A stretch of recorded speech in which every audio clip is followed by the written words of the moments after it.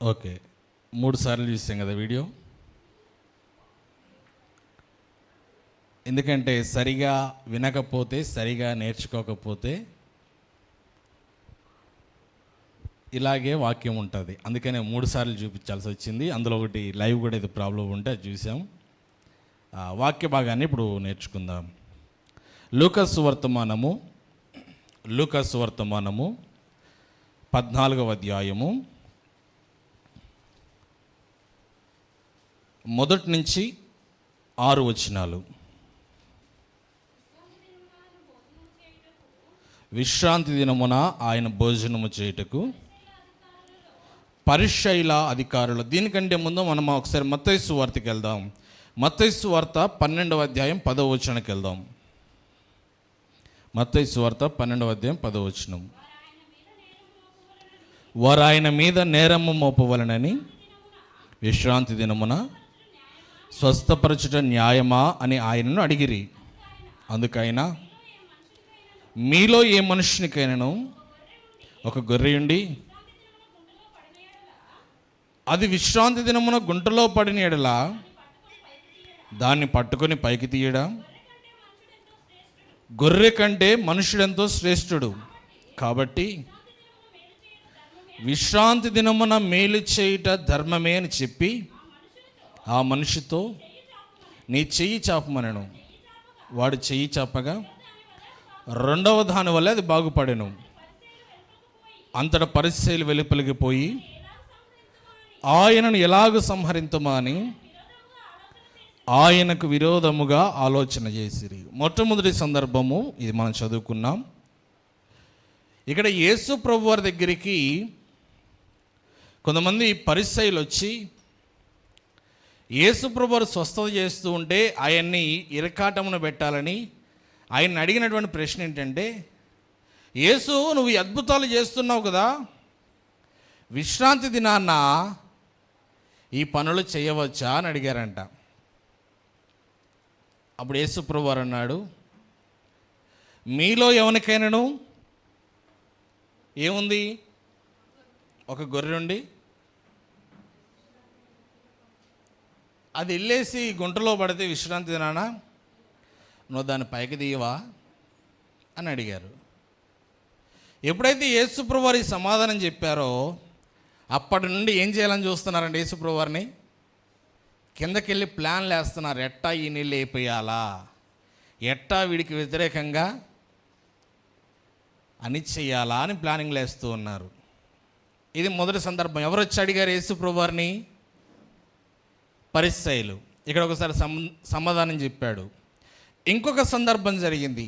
ఆ సందర్భము లూకా సువర్తమానము 14వ అధ్యాయము 1 నుంచి చదువుదాం. అక్కడ కూడా విశ్రాంతి దినమున ఆయన భోజనము చేయుటకు పరిసయ్యుల అధికారులు ఒక ఇంట్లోనికి వెళ్ళినప్పుడు ఆయన ఏమి చెయ్యనో అని, ఇందాకేమో పరిసయ్యులు మత్తయి సువార్తలో పరిసయ్యులు యేసుప్రభు వారి దగ్గరికి వచ్చారు.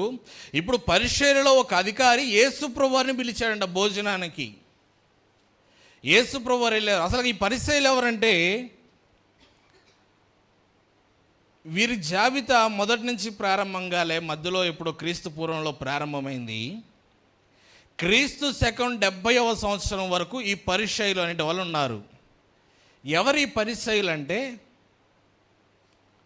ఇప్పుడు కొన్ని సంఘాలలో చూస్తే సంఘ పెద్దలను ఏర్పాటు చేస్తారు కదా, కొన్ని సంఘాలలో సంఘ పెద్దలు ఉంటారు కదా, ఆ కోవకి చెందిన వాళ్ళే ఇల్లు కూడా, ఆ కోవకి చెందిన వాళ్ళే. వీళ్ళు ఏం చేయాలి అంటే, దేవుని మందిరములో ఉంటూ దేవుణ్ణి ఆరాధిస్తూ, దేవుని మందిరములో ఏ అవసరాలు ఉన్నాయో అవసరాల కోసం పనిచేస్తూ, అనేక మందిని పురుగొలుపుతూ దేవుని వాక్యానికి అనుగుణంగా వీరు నడవాలి, ధర్మశాస్త్రానికి అనుగుణంగా వీరు జీవించాలి. వీరి పని ఇంకో వేరేది ఏమీ ఉండదు, ఇదే పని వారికి. బాగా దేవుని వాక్యాన్ని చదవాలి, అర్థం చేసుకోవాలి, ధ్యానించాలి. చాలామంది చదువుతారు, ధ్యానించరు, అర్థం చేసుకోరు. ధ్యానించి అర్థం చేసుకోకపోతే ఇందాక వీడియో చూసిన తప్పులే వస్తాయి మనలో కూడా. అందుకనే ధ్యానించడము అర్థం చేసుకోవడం చాలా ముఖ్యమైన విషయం. ఇక్కడ ధర్మశాస్త్రోపుగా పరిసయ్యులందరూ కూడా దేవుని వాక్యాన్ని ఒక్కసారి కాదు కొన్ని లక్షల సార్లు చదువుంటారు. ధర్మశాస్త్రాన్ని కొన్ని లక్షల సార్లు చదువుంటారు. ఒక పరిసయ్యుని తీసుకొచ్చి ఇక్కడ నిలవబెట్టి ఫస్ట్ నుంచి లాస్ట్ వరకు అప్పచెప్పమంటే గుక్క తిప్పుకోకుండా చూడకుండా అప్పచెప్తాడు. ఎవరు? పరిసయ్యుడు. అంతటి కఠినమైన విద్యను అభ్యసించిన వారే ఈ పరిసయ్యులు. అంతగా నేర్చుకున్నారు వాక్యాన్ని, అంతగా చదివారు. నేర్చుకోవడం కాదు, చదివారు. అంతగా అన్ని ఎక్కువ సార్లు చదివారు. అటువంటి వారు యేసుప్రభు దగ్గరికి వచ్చి ఏమడుగుతున్నారు? విశ్రాంతి దినాన్న చేయకూడదు. తర్వాత మాట 2వ వచనం లూకా సువార్త 14:2. అప్పుడు జలోదర రోగము గల ఒకడు ఆయన ఎదుట ఉండేను. ఎవరున్నారంట? యేసు ప్రభు వారినేమో ఒక పరిసయ్యుడు పిలిచాడు ఇంటికి భోజనం చేయడానికి. యేసు ప్రభు వారు వెళ్ళేటప్పుడు చూసినటువంటి కొంతమంది వ్యక్తులు, జలోదర రోగం ఉన్న వ్యక్తి వచ్చాడు అక్కడికి. కొంతమంది వ్యక్తులు ఆయన్ని ఫాలో అవుతూ వచ్చారు. అందులో జలోదర రోగం ఉన్నవాడు ఒకడు. జలోదర రోగం అంటే ఒక పిక్చర్ చూపిస్తున్నాను, ఇంతకుముందు ఒకసారి చూపించినట్టు గుర్తుంది. ఆ చైర్లో కూర్చున్న పిక్ ఉంటుంది చూడము.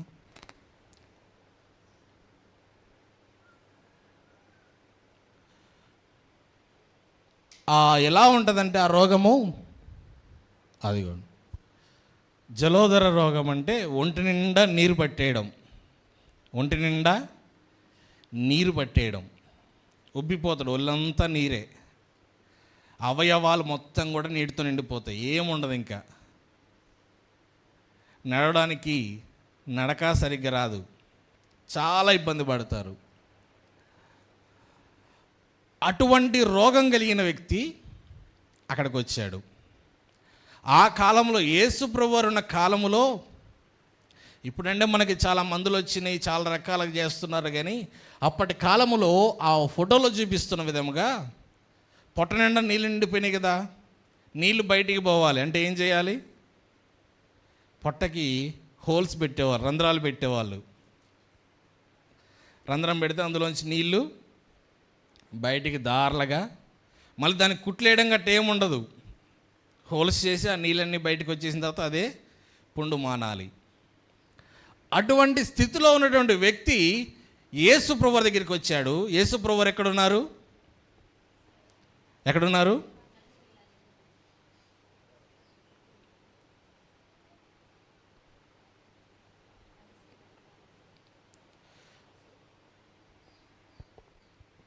పరిసయ్యుని ఇంటిలో. పరిసయ్యుని ఇంటిలో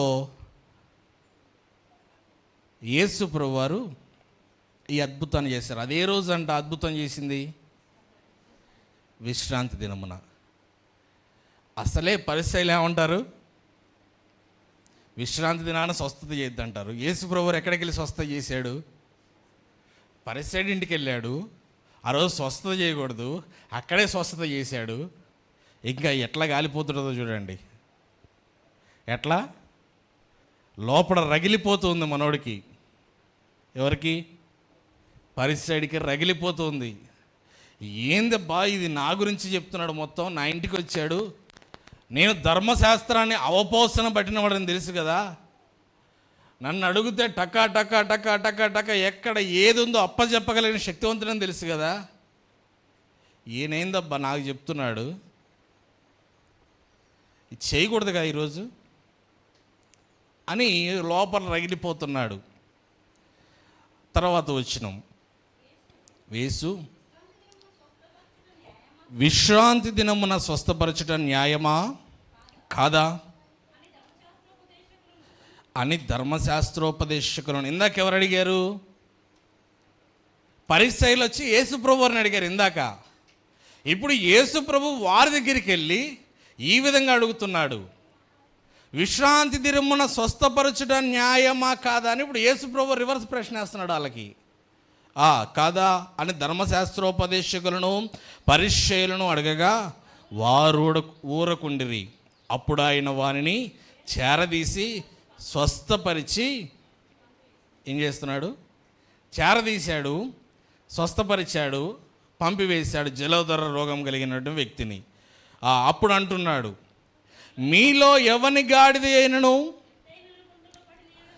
ఎద్దైనను గుంటలో పడిన యెడల విశ్రాంతి దినమున దానిని పైకి తీయడా?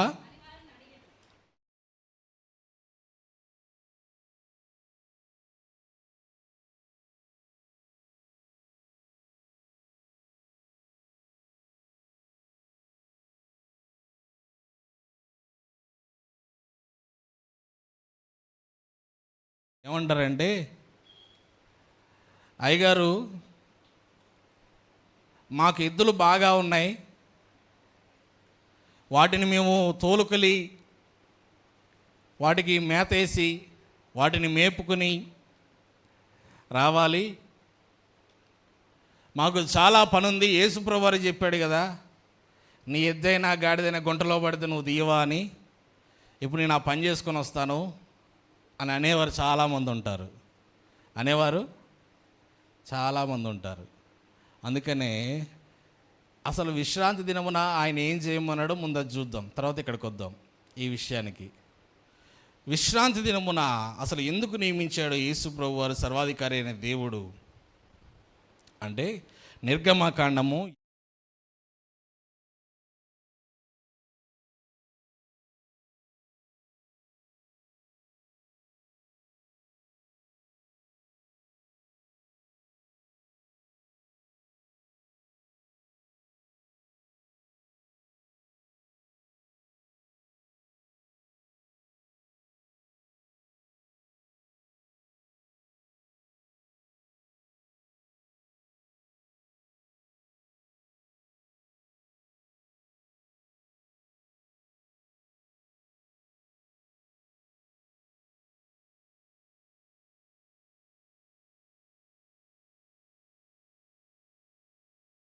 ఏ పనియు చేయకూడదు. ఇంట్లో ఉన్నటువంటి కుమారుడైనను కుమార్తె అయినను దాసుడైనను దాసి అయినను నీ పశువులైనను విశ్రాంతి దినాన్ని ఏం చేయకూడదు? ఏ పనియు చేయకూడదు. అంటే ఏం చేయాలి? ఇప్పుడు పశువులను తీసుకెళ్ళి ఏం చేయాలి? వాళ్ళు ఇశ్రాయేలీయులకు ఇవ్వబడిన ఆజ్ఞలో వాటిని కట్టేసి ఉంచాలి. అవునా? కట్టేసి వాటికి మేత వేసి నీరు పెట్టాలి. అది ఎప్పుడు చేయాలి? ముందటి రోజున చేయాలి. విశ్రాంతి దినాన్ని ఏ పని చేయకూడదు, ముందటి రోజున చేసుకోవాలి ఆ పనులంతా. సరే, బాగానే ఉంది. ఇంకొక వచనాన్ని చూద్దాం. నిర్గమకాండం 23:12. 23:12. 6 దినములు నీ పనులు చేసి నీ ఎద్దును నీ గాడిదయు నీ దాసి కుమారుడును పరదేశియు విశ్రమించినట్లు 7వ దినమును ఊరక ఉండవలెను. మరి ఒక మాట చూద్దాం. మార్కు సువార్త 2వ అధ్యాయం 27వ వచనం. మార్కు సువార్త 2వ అధ్యాయం 27వ వచనం. మరియు విశ్రాంతి దినము మనుషుల కొరకే నియమింపబడిన కానీ మనుషులు విశ్రాంతి దినము కొరకు నియమింపబడలేదు. 3 వచనాలు మనం చదివాం. విశ్రాంతి దినాన్ని దేవుడు ఎందుకు ఇచ్చాడయ్యా అంటే మనుషుల కోసమే ఇచ్చాడంట. 6 దినాలు కష్టపడ్డ వాడిని 7వ దినాన్ని ఏం చేయాలి? రెస్ట్ తీసుకోవాలి. 7వ దినాన కొంతమంది ఉంటారు, సంవత్సరంలో 365 రోజులు 365 రోజులు పనే. ఆదివారం చర్చి నుంచి ఇంటికి పొంగనే మరలా పనులు స్టార్ట్ అయిపోతాయి, ప్రారంభమైపోతాయి దినచర్యలు. దేవుడు మనుషుని ఆరోగ్యం దృష్టిలో పెట్టుకొని కొన్ని నియమాలు నిబంధనలు పెట్టాడు. కొన్ని నియమాలు ఎందుకయ్యా రెస్ట్ అంటే, దేవుడు ఆనాడు ఇశ్రాయేలును ఆ సమాజంలో నుంచి విడిపించిన తర్వాత, ఐగుప్తు నుంచి విడిపించిన తర్వాత వారిని ఐగుప్తులో పడినటువంటి బానిసత్వపు క్రియలు మరలా మీరు ఇక్కడ పడద్దు, మీకు విశ్రాంతి ఉండాలి, అది మీ ప్రాణములకు మంచిది. ఆ విశ్రాంతి దినాన్ని మీరు ఏం చేయాలంటే, ఈ గడిచిన కాలమంతయు మీ దేవుడు చేసినటువంటి, మీ పట్ల మీ దేవుడు చేసినటువంటి కార్యాలను మీరు జ్ఞాపకం చేసుకుంటూ ఆయన మహిమపరచండి అని చెప్పాడు. అది దేవుని యొక్క ఉద్దేశం. అందుకని అంటాడు మార్కు సువార్తలో, విశ్రాంతి దినము ఏర్పాటు చేయడం ఎందుకయ్యా అంటే అది మనుషుల కోసమే. ఆయన 6 దినాలు సృష్టిని చేశాడు, 7వ దినాన విశ్రమించాడు. ఆ శ్రమ యొక్క భారం ఏంటో ఆయనకి తెలుసు. శ్రమ యొక్క భారం ఏంటో, కష్టం యొక్క భారం ఏంటో ఆయనకి. అందుకని 7వ దినాన విశ్రాంతి అన్నాడు. అది దేవుడు నియమించినటువంటి, ఎవరెవరు చేయకూడదు ఆ దినాన్న పనులు? కుటుంబంలో ఎవ్వరూ కూడా చేయకూడదు. ఒకవేళ దాసి కొడుకులతో కూడా పని చేయించుకుంటారేమో. దాసుడికి ఈరోజు హాలిడే ఇచ్చా, ఇన్ని రోజులు వాడు కొడుకు ఇంటికాడ ఉన్నాడుగా, దాసుడి యొక్క కొడుకు, ఈ రోజుకి నీ కొడుకుని పంపిరా అంటాడేమో అని ఆ నిర్గమకాండ 23:12 దాని గురించి కూడా రాశాడు. నీ దాసి కొడుకుతో కూడా పని చేసుకోకూడదు. నీ దగ్గర పని చేసేవాడి కొడుకుతో కూడా ఆదివారం విశ్రాంతి దినమున పని చేసుకోకూడదు. దేవుడు ఎంత స్పష్టంగా ఈ మాటలను చెప్తే దానిని అర్థము చేసుకొని పరిసయ్యులు దానిని వేరే విధంగా అర్థం చేసుకున్నారు. ఎలాగ అర్థం చేసుకున్నారంటే, పని చేయకూడదంటే చేయకూడదుగా, అయితే ఇంకేం చేయకూడదు, ఇంకేమీ చేయకూడదు. దేవుడు చెప్పిన ఉద్దేశం వేరు, వీళ్ళు అర్థం చేసుకున్న ఉద్దేశము వేరు. దేవుని ఉద్దేశాన్ని అర్థం చేసుకోవాలంటే బట్టి పడితే సరిపోదు, అందులో ఉన్న జ్ఞానమును అర్థం చేసుకోవాలి. అందుకనే దేవుడు అంటాడు, హోషేయ గ్రంథము 6వ అధ్యాయం 6వ వచనంలో ఈ విధంగా అంటాడు. హోషేయ గ్రంథం 6వ అధ్యాయం 6వ వచనం, నేను బలిని కోరను కానీ కనికరమునే కోరుచున్నాను. దహన బలుల కంటే దేవుని గురించిన జ్ఞానము నాకు ఇష్టమైనది. హోషేయ భక్తుడు అంటున్నాడు, దేవుడంట ఏం కోరడంట? బలిని కోరడు. ఏం కోరుతున్నాడంట? కనికరమునే కోరుతున్నాడు. కానీ మనుష్యుడు దేన్ని? దేవుడు బలి అడిగాడు. దేవుడు ఏమడిగాడు? బలి అడిగాడు. లేదురా నాయన, దేవుడు బలిని అడగట్లేదు. అబ్రహాముని అడిగాడు, అబ్రహాం ఇవ్వబోతే అబ్రహామునే వద్దన్నాడు బలి. నీ బలి ఎందుకు అడుగుతాడు నాయన అంటే, లేదు, నేను దేవునికి బలి ఇవ్వాల్సిందే, దేవునికి బలి ఇవ్వాల్సిందే. ఒకానొకప్పుడు బలి దగ్గరే పెద్ద హింస జరిగింది. బలి దగ్గరే, తెలుసు కదా ఆ సందర్భం, ఆ ఫోటో చూడండి అర్థమైపోద్ది. బలి దగ్గరే పెద్ద హింస జరిగింది. అందుకని ఆయన బలిని కోరట్లేదంట, కనికరాన్ని కోరుతున్నాడంట. అన్న కనికరము లేక తమ్ముడిని చంపేస్తే దేవుడు అంటున్నాడు, అందుకని నేను బలిని కోరట్లేదు, కనికరాన్ని కోరుతున్నాను. నువ్వు నీ తమ్ముడిని కరుణించి ఉంటే నిన్ను కూడా నేను హెచ్చించేవాడిని. కానీ నువ్వు నీ తమ్ముడిని చంపావు కాబట్టి దేశదిమ్మరు పోయి తిరుగుతావు అన్నాడు అక్కడ. అందుకనే దేవుని వాక్యం సెలవిస్తూ ఉంది, ఆయన విశ్రాంతి దినాన్ని తయారు చేశాడు. ఎందుకోసం అంటే మనుష్యుల యొక్క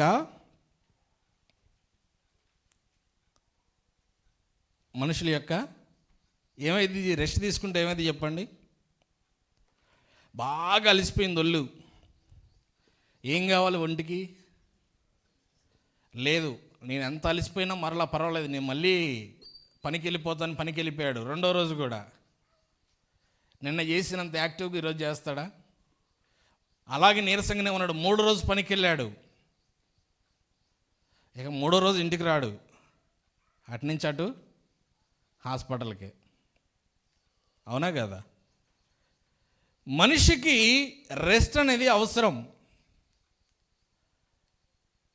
ఇప్పటి కాలంలో అంటే డబ్బులు ఎక్కువైపోయినాయి, ఆదాయం ఎక్కువైంది, పని తక్కువైంది కాబట్టి అంతగా తెలియట్లేదు. కానీ ఒకానొకప్పటి కాలంలో ఎంత కష్టపడ్డా ఆదాయం చాలా తక్కువనే ఉండేది. మీలో చాలామంది తెలుసు పెద్దవాళ్ళకి.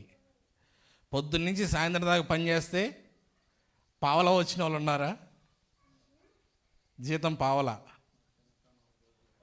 పాస్టర్ గారికి పావలా అంట, రోజంతా పని చేస్తే.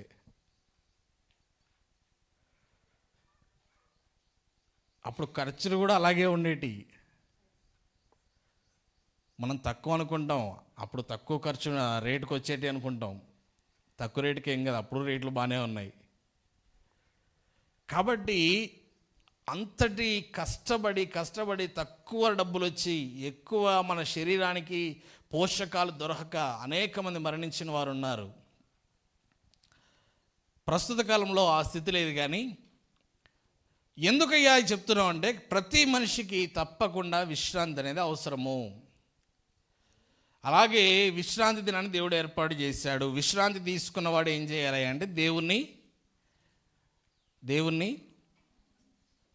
ఆరాధించాలి, మహిమపరచాలి, ఆయన చేసిన మేళ్లను గుర్తు తెచ్చుకోవాలి. ఓకే, అలా ఉన్నప్పుడు పరిసయ్యులు ఇదంతా నేర్చుకున్నారు కదా, మనం నేర్చుకున్నట్టే, మనం విన్నట్టే విన్నారు కదా, అంత ఔపోసన పట్టారు కదా. మరి యేసుప్రభువారు స్వస్థత చేస్తూ ఉంటే ఎందుకు అడ్డుకుంటున్నారు? అందుకని యేసుప్రభువారు వీరి గురించి ఒక మాట అంటాడు. ఒకసారి చూడండి. మత్తయి సువార్త 23వ అధ్యాయం 23వ వచనం. 23 మత్తయి సువార్త 23. అయ్యో వేషధారులైన శాస్త్రులారా, పరిసయ్యులారా, మీరు పుదీనాలోను సొంపులోను జీలకర్రలోను 10వ వంతు చెల్లించి ధర్మశాస్త్రంలో ఆ ప్రధానమైన విషయములను అనగా న్యాయమును, కనికరమును, విశ్వాసమును విడిచిపెట్టితిరి. వీళ్ళు చదివారు, ఔపోసన పడ్డారు, అంతా బాగానే ఉంది. వీరు బోధిస్తూ ఉన్నారు, బాగానే ఉంది. కానీ ఏం మర్చిపోయారంట? కనికరాన్ని మర్చిపోయారు. మరొకసారి మాట చదువుదాం. అయ్యో వేషధారులైన శాస్త్రులారా, పరిసయ్యులారా, మీరు పుదీనాలోను సోంపులోను జీలకర్రలోను 10వ వంతు చెల్లించి ధర్మశాస్త్రంలో ప్రధానమైన విషయం అనగా న్యాయమును, కనికరమును, విశ్వాసమును. వీళ్ళు నేర్చుకున్నది ఏంటి అంటే, ఏదైతే ప్రధానమైనదో, ఏదైతే ముఖ్యమైనదో దాన్ని విడిచిపెట్టి మిగతా అన్ని విషయాలు నేర్చుకున్నారు. అంటే అవి కూడా నేర్చుకున్నారు. ఏ విషయాలు నేర్చుకున్నారు? న్యాయము, కనికరము, విశ్వాసం అనే విషయాలు కూడా విన్నారు, నేర్చుకున్నారు. కానీ వాటిని చేయడానికి వీరు ఇష్టపడట్లేదు. వాటిని చేయడానికి వీరు అంటే సగం విన్నారు, సగం నేర్చుకున్నారు, సగం వదిలేశారు. అదేనా దేవుడు చెప్పింది? ఇదిగో నీకు నా ఆజ్ఞలు ఇస్తూ ఉన్నాను, ఒక ఆజ్ఞ పాటించు, రెండవ ఆజ్ఞ అవసరం లేదన్నాడా? వారికి ఏది మేలుకరమో చేశాడు. వారికి ఏది మేలుకరమో ఆ క్రియలను వారు ఉంచుకున్నారు. వారికి మేలుకరము కాని విషయాలను విడిచిపెట్టేసి అలా చేయకూడదు అని చెప్పారంట. వారికి మేలుకరం కాని విషయాలను వదిలిపెట్టి అలా చేయకూడదు. ఈరోజు సమాజంలో కూడా అనేక మంది ఇటువంటి బోధకులు చాలామంది ఉన్నారు. పరిసయ్యులు లాంటి బోధకులు చాలామంది ఉన్నారు. వారు ఏం చెప్తారంటే, మనలాగా ఉండదు.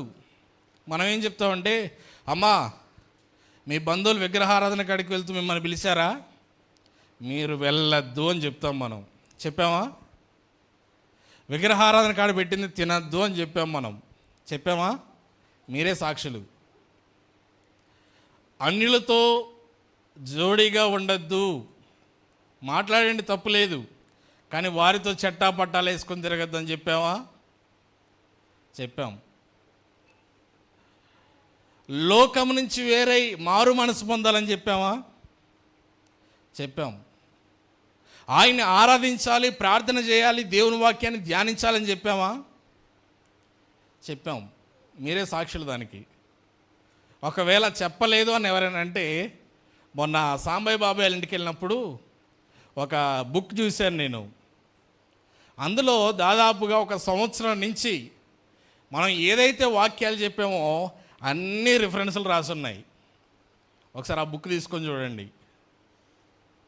అన్నీ ఉన్నాయి, ప్రతి వారం ఏ రిఫరెన్స్ అనేది చెప్పాం కదా. అది కూడా ఒక రిఫరెన్సే, అది కూడా ఒక సాక్ష్యమే చెప్పాం. ఇప్పుడు పరిసయ్యులలో అంటే ఇలా ఏం చేస్తారంటే, మొన్న ఒక చోటకి వెళ్ళినప్పుడు నాకు ఒక ఎదురైన సందర్భాన్ని చెప్తాను. నేను ఇంకొక పాస్టర్ గారికి కలిసి వెళ్తున్నప్పుడు ఒక వ్యక్తి ఎదురొచ్చాడు. ఆ ఊర్లోకి ఎంటర్ కాగానే ఒక వ్యక్తి ఎదురొచ్చినప్పుడు పాస్టర్ గారు బండి ఆఫ్ చేశారు, ఆ వ్యక్తి కూడా ఆఫ్ చేశాడు. అయ్యా, నువ్వు చర్చికి రావట్లేదు ఏంటయ్యా అంటే, ఆ వ్యక్తి అన్నాడు, అయ్యగారు ఈ 1 వారం వదిలేయండి అయ్యగారు అన్నాడు. నాకు కొత్త, ఆ వ్యక్తి ఎవరో తెలియదు, నేనేం మాట్లాడలేదు, చూస్తున్నా. ఆ వ్యక్తి ఎవరో మనకు తెలియదు. జరిగిపోయింది, కొద్దిసేపు మాట్లాడుకున్నారు. మేము వెళ్ళాల్సిన ప్రదేశానికి మేము వెళ్ళిపోయాం. వెళ్ళిపోయిన తర్వాత ఈ వ్యక్తి పాస్టర్ గారు ఆ ఇంటి ఆమెతో చెప్తున్నాడు, అమ్మా ఇలాగ పలానా వ్యక్తిని కలిసాను నేను, ఆ వ్యక్తి 1 వారం వదిలేండి అయ్యగారు అన్నాడు. సరేలే అన్నాను. అన్నప్పుడు ఆ అమ్మాయి అంది, అయ్యగారు ఆడకపోవడానికి వదిలేయమన్నాడా అన్నాడు. ఏడకి ఆడకపోవడానికి వదిలేయమన్నాడా అన్నాడు. అవునమ్మా అంది. నాకు ఇంకా అర్థం కావట్లే. తర్వాత అడిగితే చెప్పింది ఏంటంటే, వారు అప్పుడప్పుడు చర్చికి వచ్చేవాళ్ళంట. అప్పుడప్పుడు చర్చికి వచ్చేవాడు. ఈ మధ్య ఎవరో చెప్పారంట, ఏమని, ఎక్కడికో అన్యుల దగ్గరికి వెళ్ళమని, అన్యుల గుడికి వెళ్ళమని చెప్పారంట. ఈ వ్యక్తి కొన్ని వారాలుగా అక్కడికి పోతున్నాడంట. అది అసలు జరిగిన సందర్భం. ఏందన్నా చర్చికి వచ్చేవాడిని నువ్వే బొమ్మని చెప్తున్నావు, చర్చికి రమ్మని చెప్పకుండా, వదిలేసి రమ్మని చెప్పకుండా అంటే, ఏమో తమ్ముడు కొన్ని వదిలేయాలి, కొంతమంది రావాలంటే ఏం చేయాలంట, వదిలేయాలి. ఎవరిని సంతోషపెట్టడం కోసం వదిలేయాలి? మనుష్యులను. చాలామంది చెప్పరు, మీ ఇష్టం ఏమని చేసుకోండి, తినండి, తాగండి, వచ్చి మాకు కానుకలేస్తే. ఈ పరిసయ్యుల స్థితి కూడా అదే. ఇదిగో మీరు మాకు ఇస్తే చాలు, పుదీనాలలో సోంపులను 10వ భాగం ఇస్తే చాలు, న్యాయం అవసరం లేదు, నీతి అవసరం లేదు, కనికరం అవసరం లేదు, ఏమీ అవసరం లేదు, మీకు మాకు ఇచ్చేస్తే చాలు. అప్పుడు అన్నాడు యేసుప్రభు వారు, వాటిని మానక, వేటిని ఇచ్చే వాటిని మానక వీటిని కూడా చేయాలంట వద్దంట. మరి పరిసయ్యులు ఏం బోధిస్తున్నారు? మరి ఒకసారి మాట చదువుదామా? 23:23. అయ్యో వేషధారులైన శాస్త్రులారా, పరిసయ్యులారా, మీరు పుదీనాలోను సోంపులోను జీలకర్రలోను 10వ వంతు చెల్లించి ధర్మశాస్త్రమంతటిలో ప్రధానమైన విషయములను అనగా న్యాయమును, కనికరమును, విశ్వాసమును విడిచిపెట్టి వాటిని మానక వీటిని చేయవలసి ఉండేది. ఎందుకు యేసుప్రభు వారు స్వస్థత చేస్తుంటే వద్దంటున్నారయ్యా అంటే, వీరు ప్రధానమైన అంశాలను మర్చిపోయారు. ప్రధానమైన విషయాలు వీరికి అవసరం లేదు, అనవసరమైన విషయాలన్నీ కావాలి వీళ్ళకి. అందుకని మరి ఒక మాట చదువుదాం వీరి గురించి. లూకాసు వర్తమానం 13వ అధ్యాయం 15వ వచనం. లూకాసు వర్తమానం 13:15. అందుకు ప్రభువు, వేషధారులారా, మీలో ప్రతివాడును విశ్రాంతి దినమున తన ఎద్దునైనను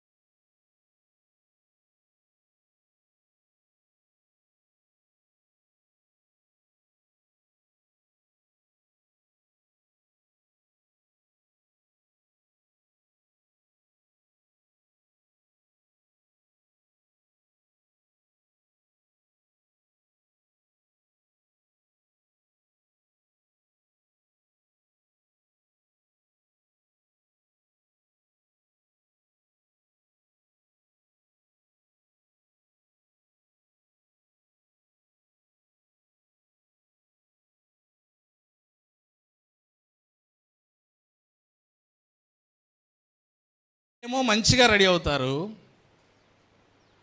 లోపడంతా చిరిగిపోయిన బట్టలే. పైనేమో రాజవస్త్రాలు, లోపడన్నీ చినిగిపోయినాయి, లోపల వేసుకునే వస్త్రాలన్నీ. అటువంటి హృదయములు కలిగిన వారు వారు నేర్చుకోవాల్సింది నేర్చుకోక ఇదేదో నేర్చుకొని దేవుని వాక్యాన్ని తారుమారు చేశారు. అందుకనే మరి ఒక చోట యేసుప్రభువు వారు విశ్రాంతిని మనం స్వస్థత చేస్తూ ఉంటే ఒకసారి చదువుదాం చూడండి. లూకాసు వర్తమానము 13వ అధ్యాయం 14వ వచనం. యేసు విశ్రాంతి దినమున స్వస్థపరిచినందున సమాజమందరపు అధికారి కోపముతో మండిపడి జనసమూహమును చూచి పని చేయదగిన 6 దినములు కలవు గనుక ఆ దినములలోనే వచ్చి స్వస్థత పొందుడి, విశ్రాంతి దినమందు రావద్దని చెప్పాను. యేసు ప్రభువు సమాజ మందిరానికి వెళ్తే అనేక మంది బాధలతో ఉన్నవారు, వ్యాధులతో ఉన్నవారు అక్కడికి వస్తే సమాజ మందిరంలో ఉండే ఒక అధికారి అంటున్నాడంట, బాగుపడడానికి 6 దినాలు ఉన్నాయి కదా, 6 దినాల్లో రావచ్చుగా, ఈరోజు ఎందుకు వస్తున్నారు? ఈరోజు ఎందుకు వస్తున్నారు అని ఏం చేస్తున్నాడంటే వారిని గద్దిస్తూ ఉన్నాడు, వారిని గెదుముతూ ఉన్నాడు, బయటికి ఎల్లగొట్టాలని చూస్తూ ఉన్నాడు. అందుకనే యేసు ప్రభువారు అన్నాడు, అయ్యో వేషధారులైన శాస్త్రులారా, పరిసయ్యులారా. ఈ సందర్భాన్ని మనం ఆలోచన చేసినప్పుడు, మొత్తముగా ఆలోచన చేసినప్పుడు, విశ్రాంతి దినమున మనము దేవుని సన్నిధిలో ఏర్పాటు చేసుకున్నటువంటి టైంలో ఆయన్ని ఆరాధించడం అనేది ప్రాముఖ్యమైన విషయం. ఆ సమయంలో ఫర్ ఎగ్జాంపుల్ మన కుటుంబీకులలో ఎవరైనా చనిపోయారు, మన బంధువులలో తెలిసిన వారిలో ఎవరైనా చనిపోయారు,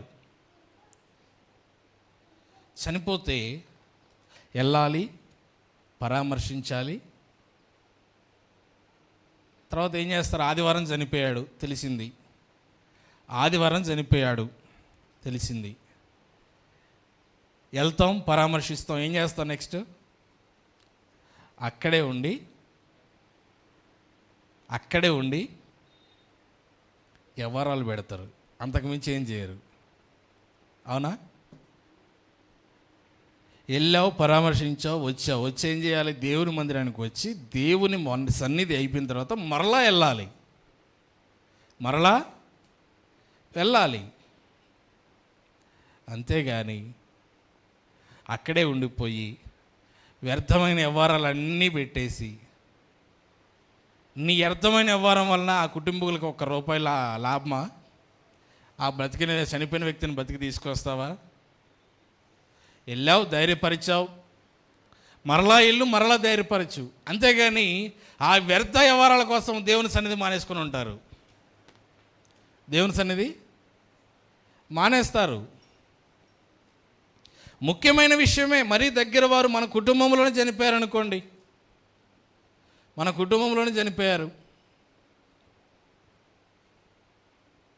ఏం చేస్తాం? అక్కడే ఉండాలి. అలాగని వ్యర్థమైన వ్యవహారాలు పెట్టకూడదు. ప్రతి దానికి దేవుడు లిమిటేషన్స్ ఇచ్చాడు.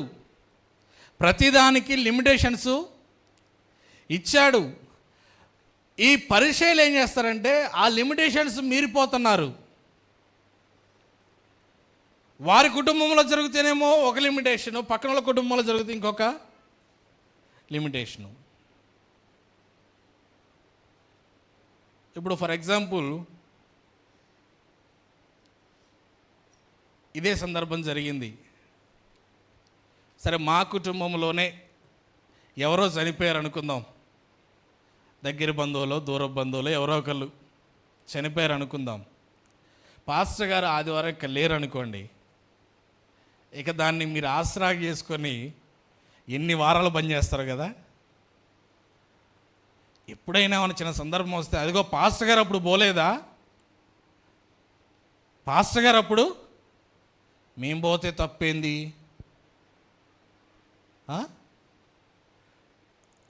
అంటారు, ఖచ్చితంగా అంటారు. అనకపోయినా హృదయంలో ఈ మాట అనాలి పొడుస్తూనే ఉంటుంది. అనాలని వెనక నుంచి సాతానుడు పొడుస్తూనే ఉంటాడు, కూర్చొని ఊరుకోడాడు. ప్రతిదానికి దేవుడు లిమిటేషన్స్ ఇచ్చాడు. అందుకని అంటున్నాడు, ఇదిగో నేను మీకు విశ్రాంతి దినాన్ని ఇచ్చాను, ఒకవేళ గాడిద పడిందా దానికి సహాయం చేయి. ముందు సహాయం పేరుతో కాలక్షేపణ చేయకు, సహాయం పేరుతో కాలక్షేపణ చేయొద్దు. సహాయం చేసి ఏం చేయాలి, దేవుని మందిరానికి రావాలి. అది దేవుని యొక్క ఉద్దేశమైనది. కానీ ఈ పరిస్థితులు ఎలా అర్థం చేసుకున్నారంటే, ఆదివారం పడితే పడింది, సత్త చచ్చింది, నాకు సంబంధం లేదు, అది ఉంటే మాకేంటి లేకపోతే మాకేంటి, నువ్వు ఖచ్చితంగా రావాల్సిందే అని నేర్పిస్తూ ఉన్నారు. అది తప్పని యేసు ప్రభువారు వారికి అర్థమయ్యేటట్లుగా వివరిస్తూ ఉన్నాడు. అందుకనే ఒక మంచి సమరయుడి గురించి, సమరయుడు అంటే ఇశ్రాయేలులు అసహించుకునే వ్యక్తులలో ప్రథమమైన జాతి సమరయులు. అన్యులనన్నా యూదుల దగ్గరికి రాణిస్తారు కానీ, అన్యులనన్నా దగ్గరికి రాణిస్తారు కానీ సమరయులను మాత్రం దగ్గరికి రానియరు. ఎందుకంటే అది ఎప్పుడైనా దేవుని చిత్తం అయితే తర్వాత చూద్దాం. అంత అంటరాని వాళ్ళుగా చూస్తారు సమరయుల్ని.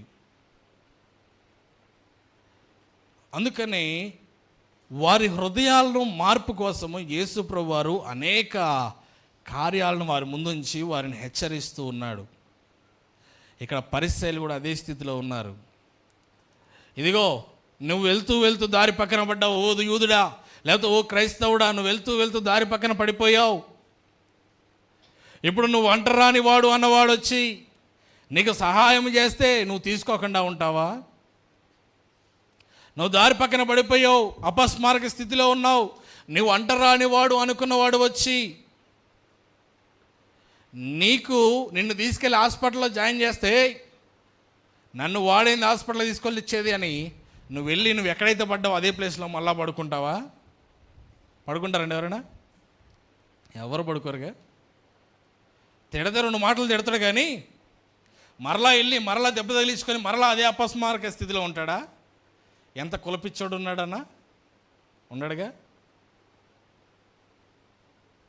అందుకని దేవుడు వారిలో ఉన్నటువంటి ఆ దుష్టత్వమును తీసివేయటకు, వారిలో ఉన్నటువంటి వారికి అర్థము కాని విషయాలను అర్థం చేయించుటకు దేవుడు వారితో యేసు ప్రభువు వారు ఈ విధంగా మాట్లాడుతూ ఉన్నారు.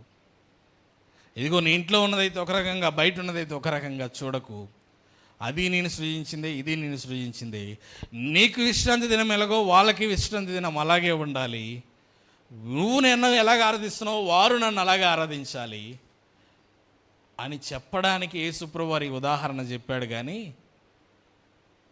నిజంగా నా ఎద్దు పడిపోయింది, నా ఎద్దుకి ఆకలి అవుతుంది, నా ఎద్దుకు దాహం అవుతుందని వెళ్ళిపోయి నీ పనులు చూసుకోవడానికి కాదు అని యేసు ప్రభువు వారు స్పష్టంగా చెప్తుంటే, అందులో ఉన్న భావాన్ని తీసుకోకుండా అక్షరాన్ని మాత్రమే తీసుకునేవారు. ఇందాక మనం వీడియో చూసాం కదా, అలాగే ఉంటారు. భావాన్ని తీసుకోకుండా అక్షరాన్ని తీసుకునేవారు. కాబట్టి మనం ఏం చేయాలి అంటే, ఆ అక్షరం వెనుకున్న భావాన్ని గ్రహించి అర్థం చేసుకునే వారముగా ఉండాలి. మనకు అర్థం కానప్పుడు దేవుడు తన సేవకుని ద్వారా వాక్యాన్ని వివరిస్తాడు, దానినన్నా అర్థం చేసుకునే వారంగా మనము ఉండాలి. ఈ కొద్ది వాక్యం దేవుడు దీవించి మనందరి హృదయాలు ఫలింపచేయనుగాక. ఆమేన్. హల్లెలూయా, స్తోత్రం. ద్వితీయోపదేశకాండం 33వ అధ్యాయం. ద్వితీయోపదేశకాండం 33వ 29వ వచనం చదువుతాం. ఇశ్రాయేలు నీ భాగ్యం ఎంత గొప్పది, యెహోవా రక్షించిన నిన్ను పోలిన వాడెవడు అన్నాడండి. ఇక్కడ ఇశ్రాయేలు నీ భాగ్యం ఎంత గొప్పది, యెహోవా నిన్ను రక్షించాడు, నిన్ను పోలిన వారెవ్వరు అని రాయబడి ఉంది. ఇక్కడ రక్షణ అనేది దేవుడిచ్చేది. నీ పేరు యాకోబు కాదు, నీ పేరు ఇశ్రాయేలు అన్నాడు. ఇశ్రాయేలు నీ భాగ్యం ఎంత గొప్పది అంటున్నాడు. ఏంటంటే ఇప్పుడు దాకా మనం వాక్యం అన్నాం కదా, 6 దినాలు పనిచేసి 7వ దినాన్ని దేవుని సన్నిధిలో గడిపితే, దినమంతా గడిపితే చాలా ఆశీర్వాదం ఉంటుందటండి. మనం 2 గంటలన్నర కూడా పూర్తిగా గడుపుతలేదు. ఎందుకు నీ భాగ్యం ఎంత గొప్పది, దేవుడే నిన్ను రక్షించాడు, నిన్ను పోలిన వాడు ఎవ్వడు అంటున్నాడు. నిజమే, మనల్ని పిలిచాడు, మనల్ని రక్షించాడు. ఆయన చెప్పింది చేస్తే మనం సంతోషంగా ఉండగలుగుతాం. అది నిన్ను పోలిన వాడు ఎవడు అంటే నెమ్మది లేని జీవితాలు అని చెప్తాను నేను చాలా సందర్భాల్లో. అలాగే ఆయన రక్షించాడు కనుక, ఆయనను మనల్ని నిలిపాడు కనుక, మనలాగా ఇంకొకళ్ళు ఉండాలంటే వాళ్ళు మనసు మార్చుకుంటే పరలోక రాజ్యాన్ని చూడగలుగుతారు. దేవుడేమన్నాడంటే బేతేలుని ఆశ్రయించొద్దు అన్నాడు. అదేంటి బేతేలు అనగా మీకు తెలుసా అండి? దేవుని మందిరం.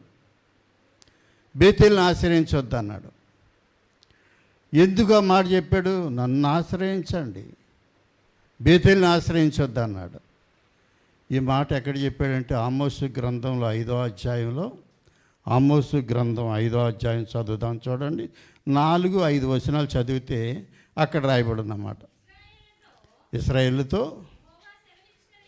యెహోవా సెలవిచ్చినదేమనగా, నన్ను ఆశ్రయించండి, నన్ను ఆశ్రయించిన యెడల మీరు బ్రతుకుదురు. బేతేలుని ఆశ్రయించకండి, గిల్గాలులో ప్రవేశింపకండి, బేషబాకు వెళ్ళకండి. గిల్గాలు చెరపట్టబడుతుంది అని చెప్తున్నాడండి. ఎవరిని ఆశ్రయించమన్నాడు ఆయన? నన్ను ఆశ్రయించండి, బేతేలుని ఆశ్రయించకండి అన్నాడు. 5వ వచనం దగ్గరికి వచ్చేటికి, నన్ను ఆశ్రయిస్తే మీరు బ్రతుకుతారు అంటే నేను చెప్పింది చేస్తే మీరు బ్రతుకుతారు. మీరు బేతేలుని ఆశ్రయించేటటువంటి వారుగా ఉంటే, బేతేలు అంటే రకరకాల మందిరాలు ఉన్నాయండి. విగ్రహాలతో నింపబడిన మందిరాలు ఉన్నాయి, రకరకాల బొమ్మలతో నింపబడిన మందిరాలు ఉన్నాయి. అందుకే ఆయన ఆ మాట చెప్పాడు, ఇశ్రాయేలు నీవు నన్ను ఆశ్రయించు. 4వ వచనం మరోసారి చదువు. ఈ దేవుడు ఏమి సెలవిస్తున్నాడు ఏందో? నన్ను ఆశ్రయించండి, నన్ను ఆశ్రయించిన యెడల మీరు బ్రతుకుతారు అని చెప్పాడండి 4వ వచనం దగ్గర. చదువుదాం. బేతేలుని ఆశ్రయించకండి, గిల్గాలులో ప్రవేశించకండి, బేషబాకు వెళ్ళకండి.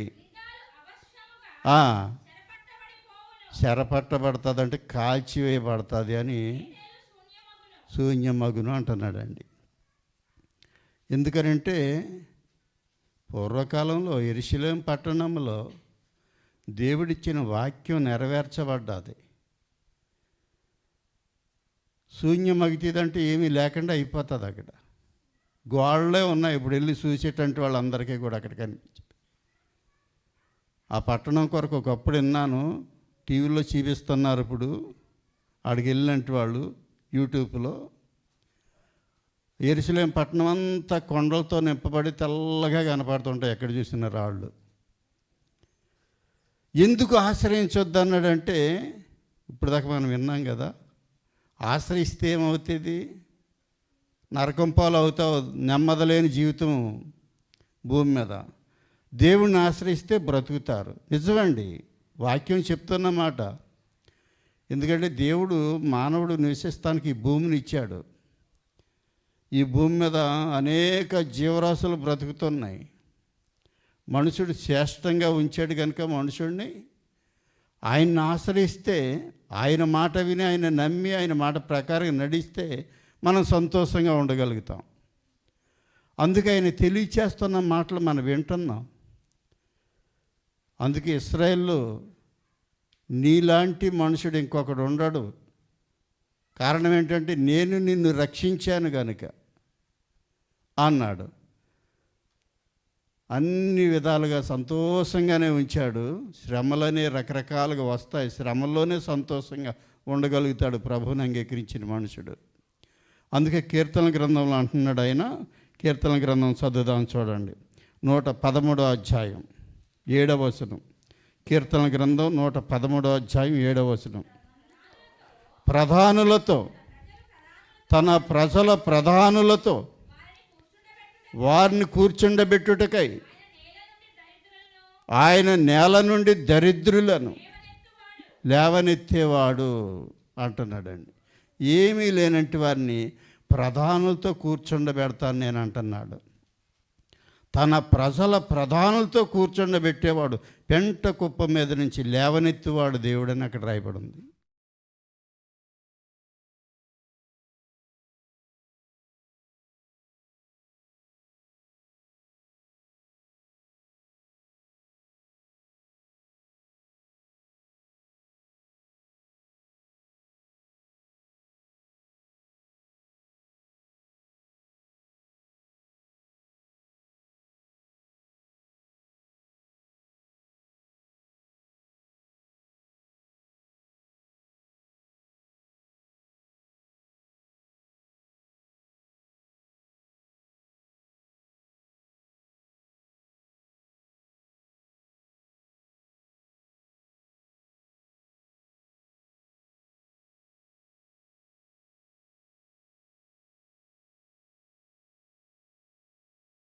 ప్రకారంగా నడిచేటువంటి వారు 9వ వచనం దాకా చదివినప్పుడు చక్కని మాటలు రాయబడి ఉన్నాయి అక్కడ. దేవుని వాక్యం మనుషుడిని ఆనందింప చేస్తుంది. కొన్ని సందర్భాలు గర్దిస్తుంది, కొడుతుంది కూడా, కొట్టినట్టే ఉంటుంది. దానికి లోబడితే మనం ధన్యులం. వాక్యానికి లోబడాలి, మనుషులకు కాదండి, దేవునికి లోబడాలి. వాక్యం అంటే దేవుడే, వాక్యం అంటేనే దేవుడు. ఆయనకు లోబడితే మనం సంతోషంగా ఉండగలుగుతాం. అందుకే ఇక్కడ మనం చదువుకున్నాం, ఇశ్రాయేలు నీ భాగ్యం ఎంత గొప్పది అన్నాడు. ఒకప్పుడు భయపడేటంటి వాడు యాకోబుగా ఉన్నప్పుడు దేవుడు పిలిచి నీ పేరు ఇశ్రాయేలు అని చెప్పాడు, పేరు మార్చాడు, రక్షణ ఇచ్చాడు. ఆయన పోలిన వారు ఎవరు అని ఇక్కడ మనం చదువుకున్నాం. ఆయన మాట చాలా విలువైనది. నమ్మిన వారు నమ్మకంగా జీవిస్తే దాన్ని గ్రహించగలుగుతారు.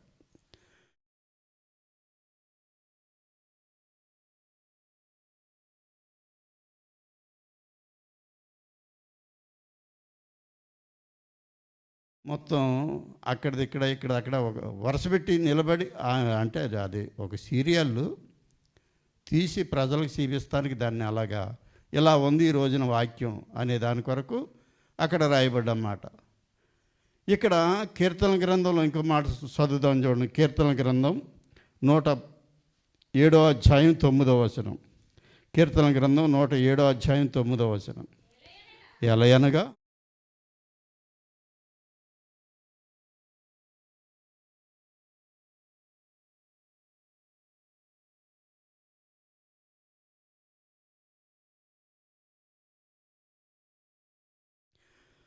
ఆకలి వహిస్తే మేలుతో నింపుతాడట, తృప్తిపరుస్తాడు. సహాయం చేసేవాడు ఆయన, ఆయన మీద ఆధారపడితే. అందుకే ఇశ్రాయేలు అని పిలిచాడు. నువ్వు బేతేలుని ఆశ్రయించొద్దు. బేతేలు అంటే రకరకాలుగా మనుషులు ఏంటంటే అక్కడ సిలువు బొమ్మ పెట్టవచ్చు, యేసుప్రభు బొమ్మ పెట్టవచ్చు, దాన్ని మొక్కేటువంటి వారిగా ఉంటారు. వాళ్ళు మొక్కుతారు, ఎదటోళ్ళు మొక్కిస్తారు. అలా చేయమని చెప్పలేదు యేసయ్య.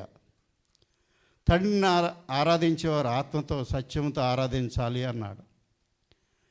అలా ఆరాధించండి, ఆయన మీద ఆనుకోనండి అని యేసుప్రభు ఈ లోకానికి శరీరధారిగా వచ్చి ఆయన పరిచయం చేస్తూ, ఆయన చూపిస్తూ, ఆయన ఎన్నో సందర్భాల్లో ప్రతి వారికి సత్యాన్ని వివరించినప్పుడు వీళ్ళకి కోపాలు వచ్చాయి. మనుషులకి కోపం వచ్చేది ఎవరికంటే వాక్యానికి లోబడినంటి వాళ్ళకే, దేవుని మాటకు లోబడినంటి వాళ్ళకే కోపం వస్తుంది. లోబడేటువంటి వాళ్ళకి ఎవరికీ కోపం రాదండి. చాలా సందర్భాల్లో కోపం వచ్చినా తగ్గించుకోమన్నాడు ప్రభు. అలా తగ్గించుకోలేం మనం. తగ్గించుకున్న వారు ధన్యులు. తప్పును ఇది తప్పు అని చెప్తే ఇష్టపడరు ఈ మనుషులు.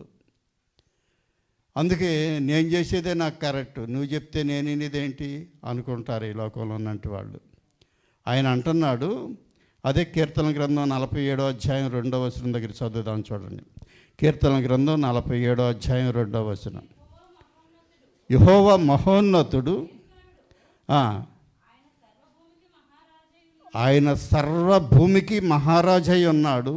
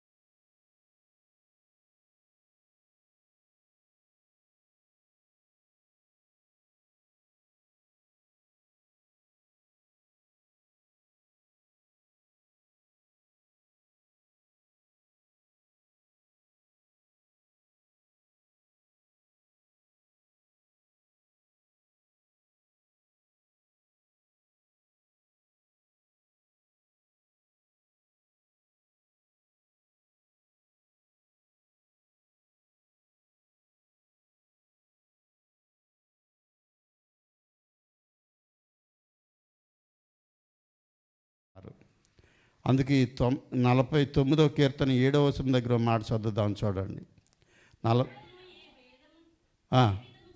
ఏ విధము చేతనైనను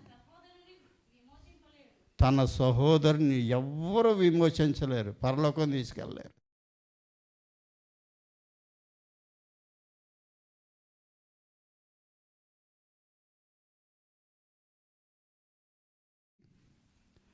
ప్రాణం పెట్టి తిరిగి లేచి నేనే మార్గాన్ని, నన్ను వెంబడించండి అన్నాడు. మనల్ని విమోచిస్తానికి ఆయన ఈ లోకానికి వచ్చాడు. ఆయన మనం నమ్మాం. ఆయన సామాన్యుడు కాదండి, లోకానికి సామాన్యుడిగా కనిపించవచ్చు. ఆయన అంగీకరిస్తే ఆయన శక్తి ఏంటో నమ్మిన వారికి తెలుస్తుంది. ఆయన శక్తి ఏంటంటే మీరు ప్రార్థన చేయగా ప్రార్థనలో ఉన్న శక్తి లోకానికి తెలుస్తుంది.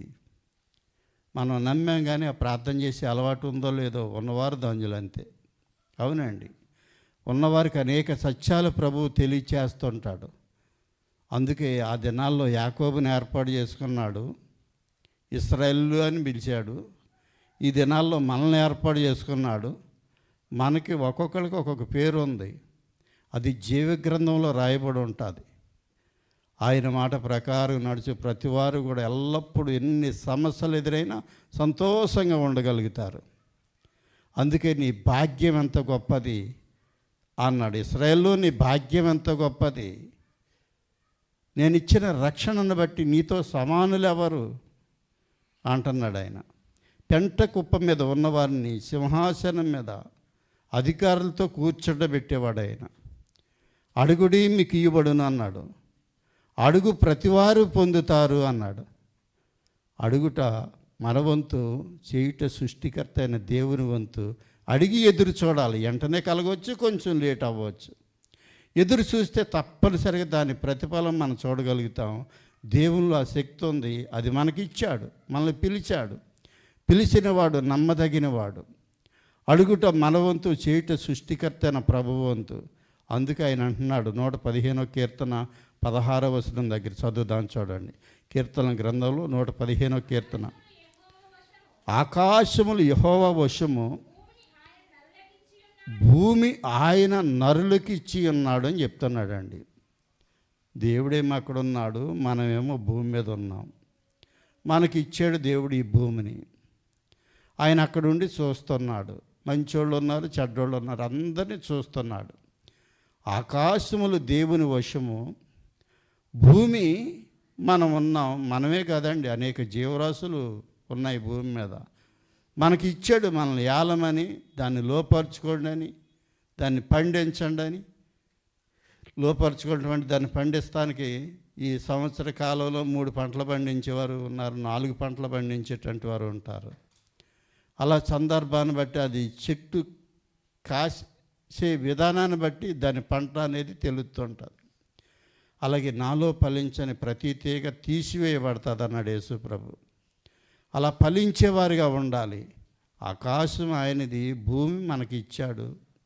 ఆయన మనల్ని పేరు పెట్టి పిలిచేవాడు. ఆయన మన ఈ సృష్టిలో అందరూ దేవుని బిడ్డలే, ఎవ్వరు నమ్మినా నమ్మకపోయినా అందరిలోని ఆయన ఆత్మే ఉంది. పాత నిబంధనలో చెప్పాడు, కొత్త నిబంధనలో చెప్పాడు.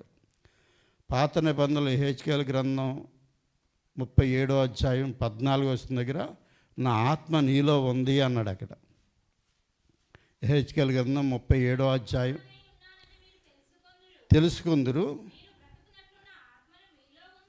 చూడండి, మీరు బ్రతుకున్నట్లుగా నా ఆత్మను మీలో ఉంచి మీ దేశంలో నేను మిమ్మల్ని నివసింపజేస్తాను అని చెప్పాడండి. ఇది పాత నిబంధనలో చెప్పాడు. కొత్త నిబంధనలు చెప్పాడు కొలసీ పత్రికలో 3వ అధ్యాయం 11వ వచనం దగ్గర, ఇట్టి వారిలో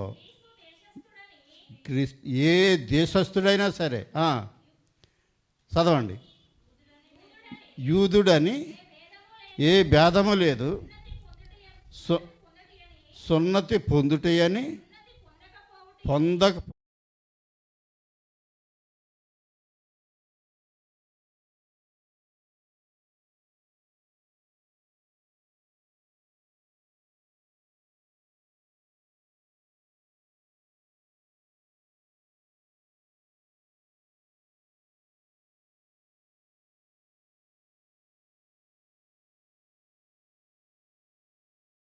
అందరిలో ఉన్నవాడు ఆయన. అంతటను అంటే అంతటా, ఈ లోకమంది అంతటా అందరిలో ఉన్నవాడు ఆయన. అందరిలోనే ఆయన ఆత్మే ఉన్నది. ఆయన అంగీకరిస్తే పరలోకం చూడగలుగుతారు, అంగీకరించకపోతే నరకం పాలవుతారు. అది తెలియచేస్తానికే నరకంలో అగ్ని ఆరదు, ఆత్మ పురుగు సావదు అని చెప్పుతానికి ఆయన ఈ లోకానికి వచ్చి నేను మిమ్మల్ని ఏర్పాటు చేసుకున్నాను, మీరు నన్ను ఏర్పాటు చేసుకోలేదు అని చెప్పాడు. ఆయన మనల్ని ఏర్పాటు చేసుకున్నాడు కనుక మనం ఆయన మాట విని ఆయన మాట ప్రకారంగా నడిచేటువంటి వారిగా ఉంటే, ఎందుకంటే ఆయన ఆకాశంలో ఉన్నాడు, భూమి మీద మనం ఉన్నాం. అదే 115వ కీర్తనలో మనం చదువుకున్నాం 16వ వచనం దగ్గర, యెహోవా ఆకాశమందు ఉన్నాడు, భూమి నరులకు ఇచ్చి ఉన్నాడు. ఏ దేశంలో ఉన్నా ఏ మనుషుడైనా అందరిలో ఉన్నవాడు ఆయన. అందరికీ ఉపకారి. నమ్మితే మనం ధన్యులం. ఆ ధన్యత దేవుని రాజ్యానికి నడిపిస్తుంది. కొద్ది మాటలు ప్రభు మనందరి హృదయాలు ఫలింపచేయనుగాక. ప్రార్థన చేసుకుందాం.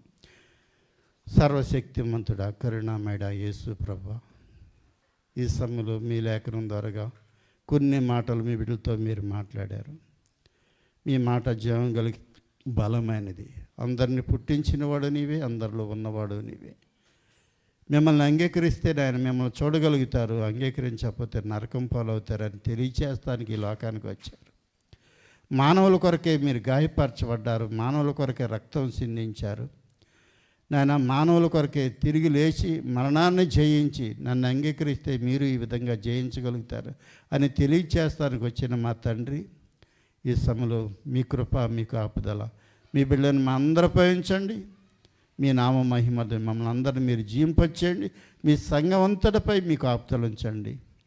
బలహీనులు ఉంటే స్వస్థపరచండి. అనేక శ్రమల్లో సోదరులు ఉంటే వారి శ్రమల నుంచి సోదరులను తప్పించి మీ అడుగుజాడలో నడిపించమని యేసయ్య నామములో అడిగి వేడుకొనుచున్నాం తండ్రి. ఆమేన్. మంచిది. అందరం